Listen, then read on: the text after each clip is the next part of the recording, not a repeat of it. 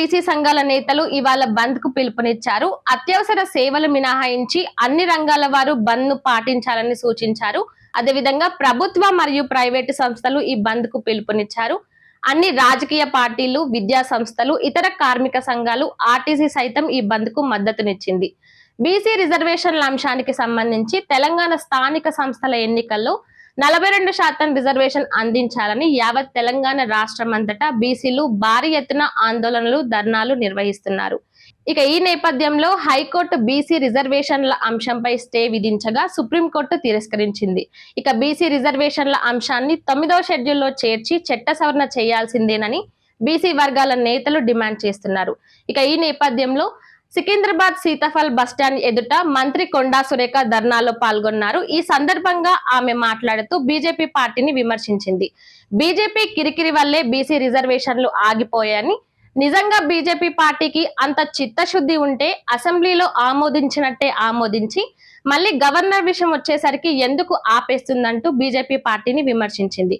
ఇక అదే విధంగా బీసీ సంఘాల నేతలతో కల్వకుంట్ల కవిత కూడా ధర్నాలో దిగింది. ఈ సందర్భంగా ఆమె మాట్లాడుతూ హంతకులే నివాళులు అర్పించినట్టుగా ఇటు బీజేపీ పార్టీ వ్యవహారం గాని, కాంగ్రెస్ పార్టీ వ్యవహారం గాని ఉందంటూ ఇరు పార్టీలపై మండిపడ్డారు. ఒక పార్టీనేమో బిల్లు ఆమోదించేది పోయి బంద్ లో పాల్గొంటుంది, మరొక పార్టీనేమో జీవోల పేరుతో బీసీలను మోసం చేస్తూ బంద్ లో పాల్గొంటుందంటూ ఇటు బీజేపీ పార్టీని, అదేవిధంగా కాంగ్రెస్ పార్టీని విమర్శించింది. ఇక ఈ బంద్ లో ఈటల రాజేందర్ కూడా పాల్గొన్నారు. ఆయన మాట్లాడుతూ ప్రభుత్వం ఎందుకు ఈ డ్రామాలు చేసిందంటూ ప్రభుత్వాన్ని విమర్శించారు. బీసీల ఆత్మ గౌరవంతో చెలగాటాలాడడం మంచిది కాదని, నిజంగా బీసీలకు మంచి చేయాలని ప్రభుత్వానికి ఉంటే దీనిపైన ఒక డెడికేటెడ్ కమిషన్ ని వేసి బీసీ రిజర్వేషన్ల అంశాన్ని మరింత ముందుకు తీసుకెళ్లి బీసీలకు న్యాయం చేయాలని ప్రభుత్వానికి సూచించింది. ఇవాళ తెలంగాణ రాష్ట్ర వ్యాప్తంగా ఉన్నటువంటి బీసీ బిడ్డలందరూ కూడా తమకు రిజర్వేషన్ కావాలని డిమాండ్ చేస్తున్న విషయం మీకు తెలిసిందే. అయితే ఇవాళ ఎవరైతే రిజర్వేషన్లు ఇవ్వాలనో ఆ పార్టీలు కూడా వచ్చి బీసీ బిడ్డలు ఇచ్చినటువంటి బంద్లో పాల్గొంటామని చెప్పడం నిజంగా నవ్వులాటగా అనిపిస్తూ ఉంది. ఇవ్వాల్సినటువంటి భారతీయ జనతా పార్టీ, దొంగ జీవోలు ఇచ్చిన మోసం చేసినటువంటి కాంగ్రెస్ పార్టీ, వీళ్ళు కూడా బంద్లో మేము పాల్గొంటూ ఉన్నామంటే చాలా దారుణంగా ఉంది. హంతకుడే నివాళులు అర్పించినట్టుగా అనిపిస్తూ ఉంది. బీసీ బిడ్డల్ని మీరు మభ్యపెట్టద్దు, మోసం చేయొద్దు.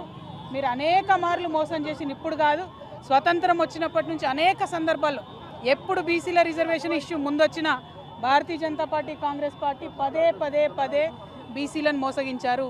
ఇంకా కుదరదు. ఇప్పుడు తెలంగాణ బీసీ బిడ్డలు పట్టుబట్టిండ్రు. ఈ తెలంగాణ బీసీ బిడ్డల పంతం దేశవ్యాప్తంగా ఉన్నటువంటి బీసీలకు కూడా లాభం జరిగేటటువంటి అంశం తప్పితే ఇంకోటి కాదు. ఎట్లా అయితే తెలంగాణ ఉద్యమం చేసినామో మరో బీసీ తెలంగాణ ఉద్యమం చేపడతాం. ఖచ్చితంగా 42% రిజర్వేషన్ సాధించేంత వరకు కూడా వెంటబడతాం. ఇవాళ తెలంగాణ జాగృతి యునైటెడ్ పూలే ప్రింట్ ఆధ్వర్యంలో ఖైరతాబాద్ చౌరస్తా అంతా కూడా బంద్ చేసినాం. మరి పెద్ద ఎత్తున ఇవాళ బంద్ని జయప్రదం చేయవలసిందిగా ప్రజాస్వామ్యవాదులందరినీ కూడా నేను కోరుతా ఉన్నాను. ఎందుకంటే పదే రాజకీయ పార్టీలు ఒక వర్గాన్ని మోసం చేయడం మంచిది కాదు.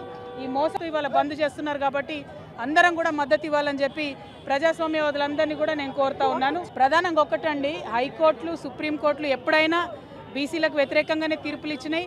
ఎందుకంటే ప్రభుత్వాలు ఆ తీర్పులు అట్లా రాకుండా సాంకేతిక పరమైనటువంటి అంశాల మీద క్లారిటీ ఇవ్వలేదు ఎప్పుడు గవర్నమెంట్స్. ఉదాహరణకు మన తెలంగాణ రాష్ట్రంలోనే సరైనటువంటి జనగణన జరగలేదు, సరైనటువంటి ఎన్యూమరేషన్ జరగలేదు, సరైనటువంటి dedicated BC commission rules follow అవ్వలేదు. అవన్నీ అయి ఉంటే కోట్లలో నిలబడేటి. నిన్న ఇచ్చినటువంటి జీవో 9 కూడా రిఫరెన్స్ వీళ్ళు ఏదైతే సవరించిన పంచాయతీరాజ్ చట్టం ఉందో దాని గురించి పెట్టకుండా పెట్టినారు కాబట్టి జీవో 9 కూడా కొట్టేసారు. అంటే చిత్తశుద్ధి లేదు పార్టీలకని తెలుస్తూ ఉంది.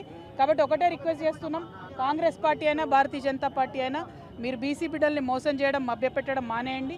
ఎన్నికలు ఇంకో 5-6 నెలలు కాకపోయినా ఏం ఒరిగేది లేదు, నష్టమేం లేదు.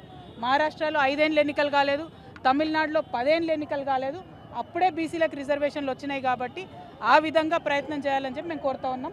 యూపీఎఫ్ చైర్పర్సన్ గారు బొల్ల శివశంకర్ గారు అది తప్పమ్మా, ఇదివరకు ఉన్నటువంటి బీఆర్ఎస్ సర్పంచ్ల బిల్లులన్నీ కూడా ఆపడం జరిగింది. కాంగ్రెస్ పార్టీ ప్రభుత్వం 2 సంవత్సరాల్లో బిల్లులు ఇవ్వలేదు. అనేక మంది సర్పంచులు ఆత్మహత్యలు చేసుకుంటే కూడా కరగలేదు ఈ ప్రభుత్వం. వాళ్ళు ఇక ఎగ్జాస్ట్ అయ్యి ఆశలు వదిలేసుకుంటే మళ్ళీ కొత్తగా ఎలక్షన్లను తీసుకొచ్చారు. ఇప్పుడు ఆ పాత వాళ్ళు గెలుస్తారా నిలుస్తారా అనేటటువంటిది ఒక ప్రశ్న అయితే, రెండవ ప్రశ్న పదే బీసీలను ఎట్లా మోసం చేస్తారమ్మా? 3 సార్లు బిల్లు పెట్టింది ఈ ప్రభుత్వం. ఒకసారేమో 42% బిల్లు పెట్టింది, ఇంకొకసారేమో సవరణ చేసింది, ఇంకొకసారేమో జీవో అని ఇచ్చింది. అంటే ఏది కూడా టెక్నికల్గా నిలవకుండా చాలా తెలివిగా బీసీలను మోసం చేస్తున్నారు. ఇది కరెక్ట్ కాదు.